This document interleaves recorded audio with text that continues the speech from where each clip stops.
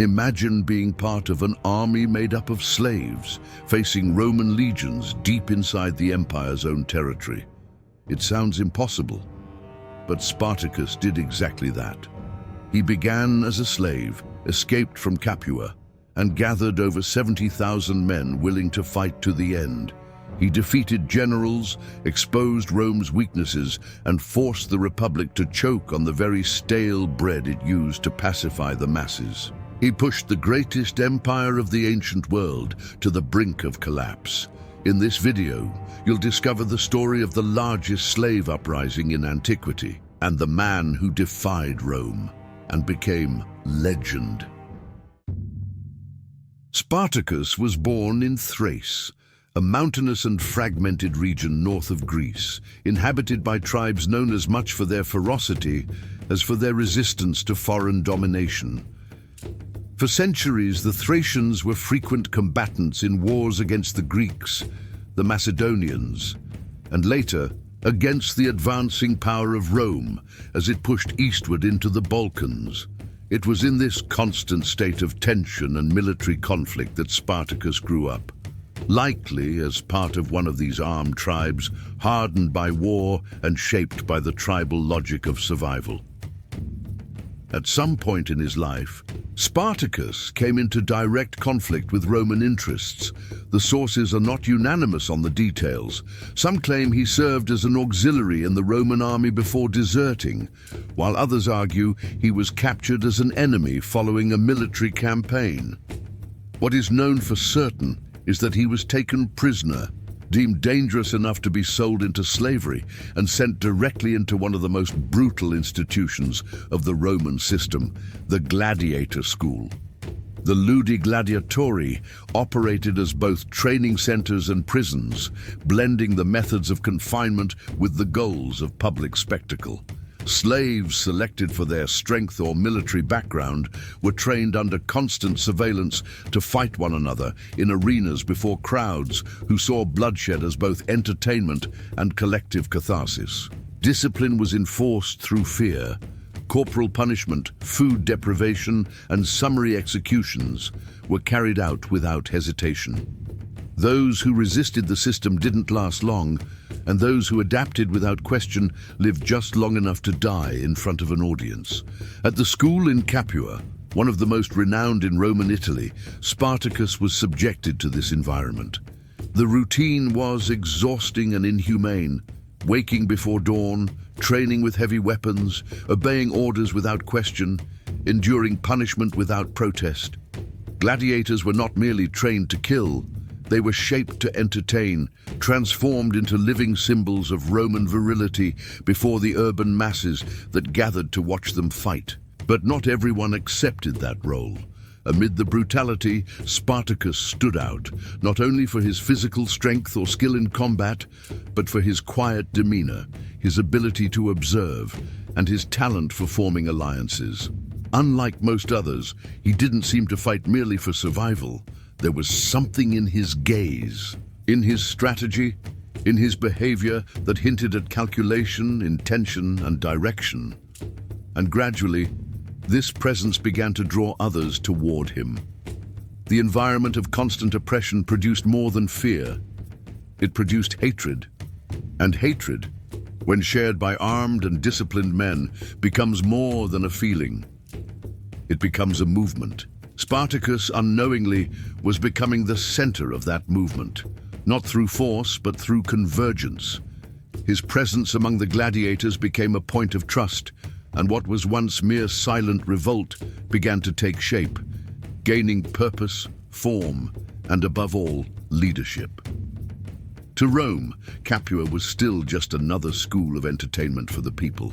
But within those walled confines, where screams were muffled and rage suppressed, the seeds of the greatest internal threat the Republic would face in decades were beginning to grow.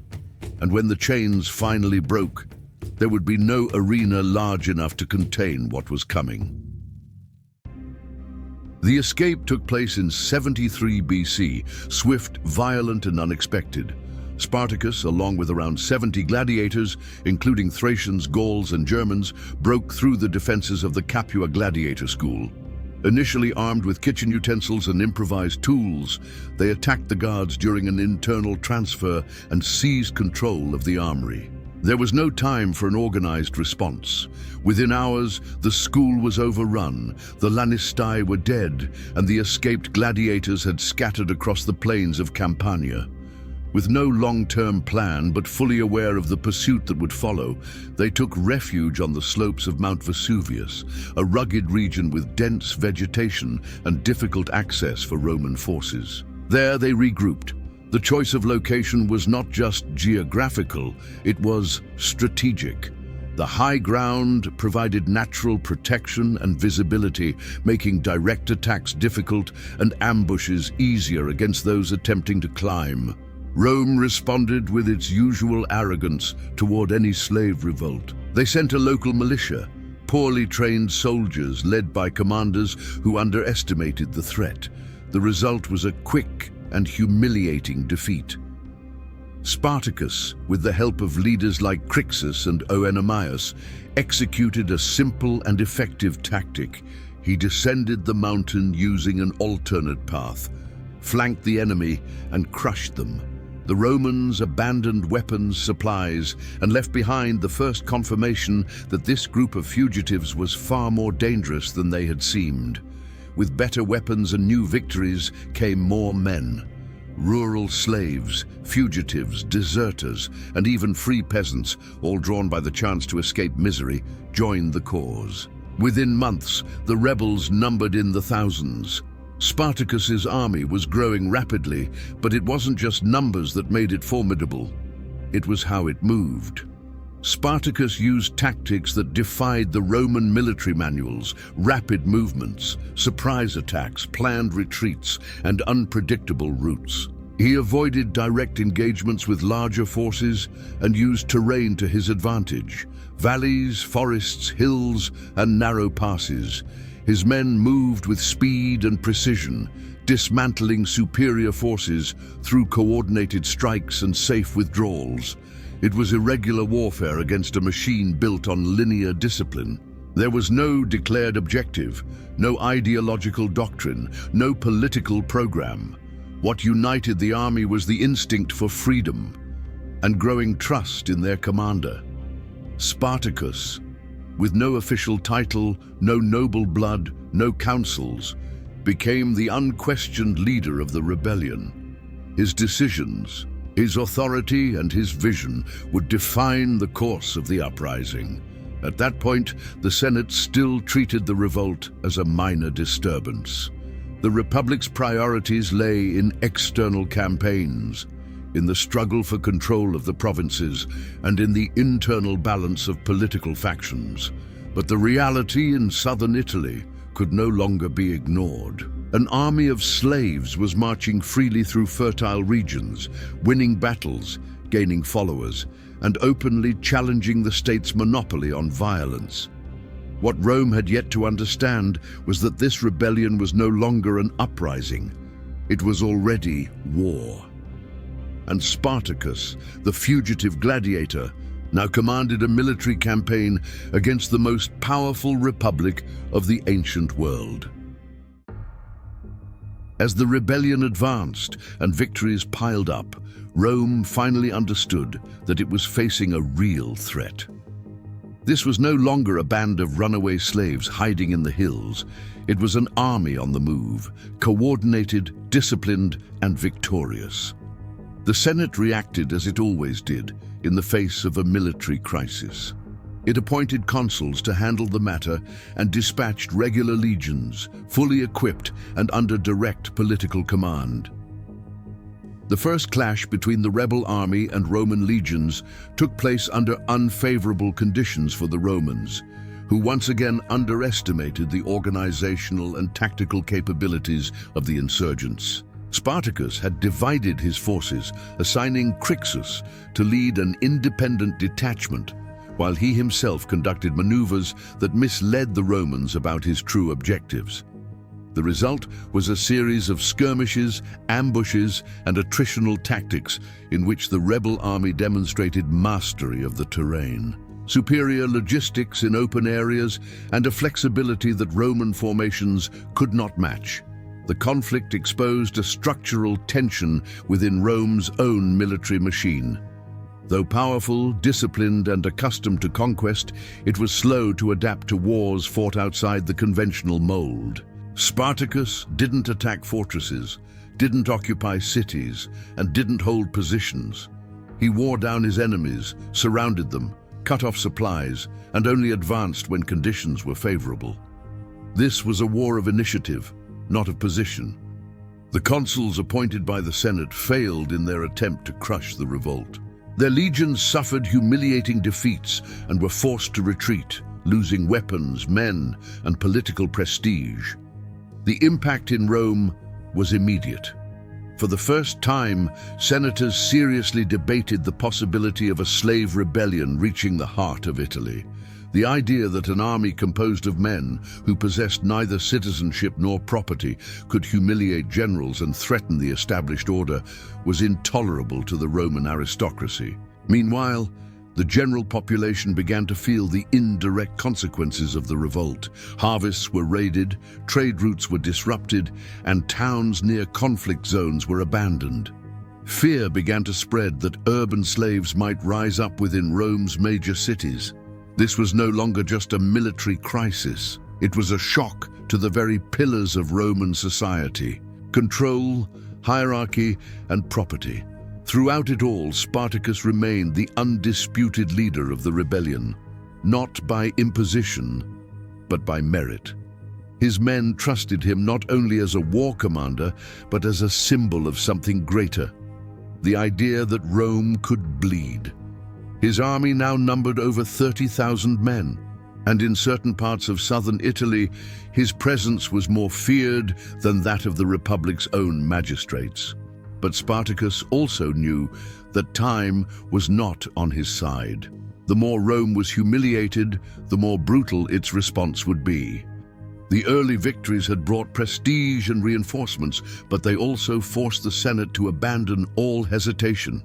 Rome began reorganizing its forces, and this time it would not send hastily assembled troops or inexperienced commanders. It would send Crassus, and with him would come the siege. With the humiliation of the consuls and the escalation of the revolt, the Senate decided to act with severity. Marcus Licinius Crassus, one of the wealthiest men in Rome and with clear political ambitions, was appointed to lead the final effort to crush the rebellion.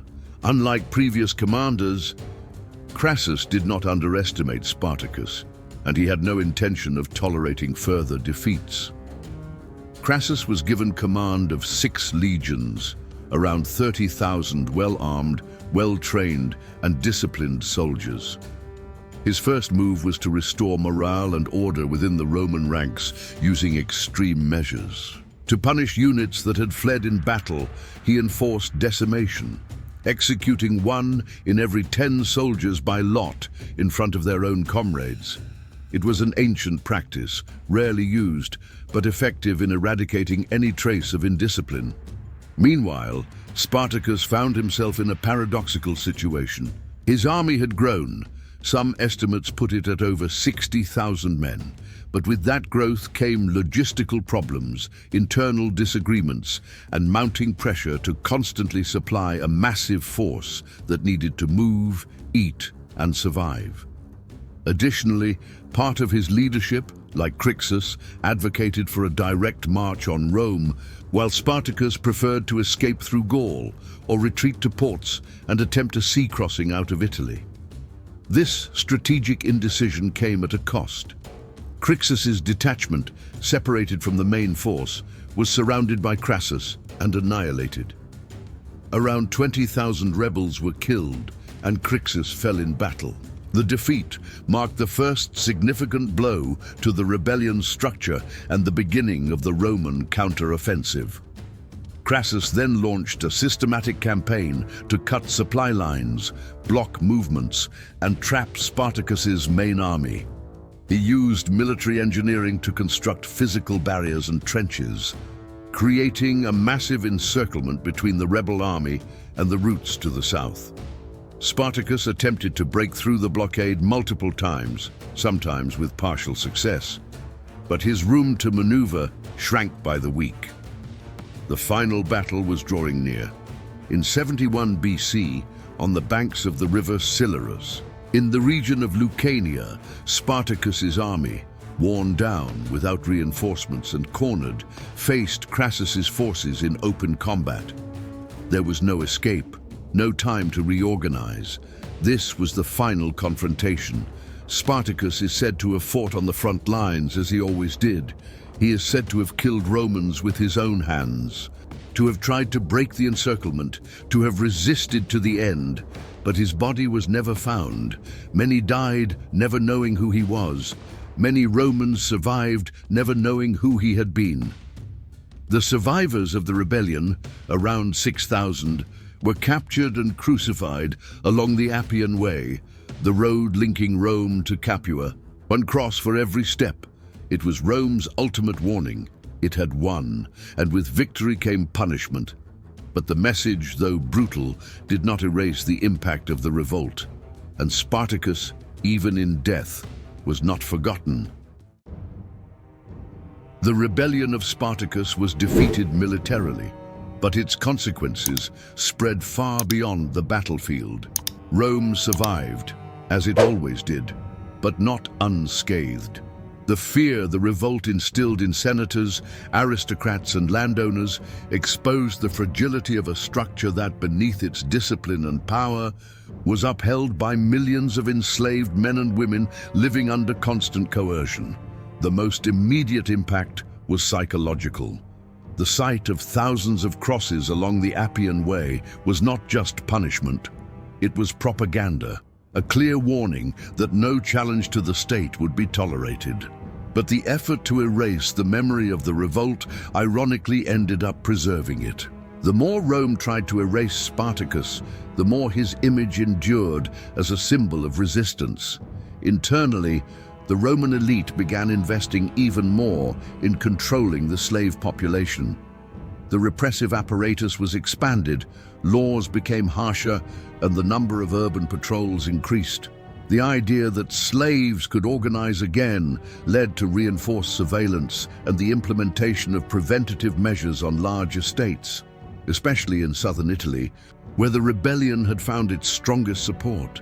But fear could not erase the fact a force once considered inferior, without resources, without citizenship, without rights, had humiliated the greatest republic of the ancient world for 2 years.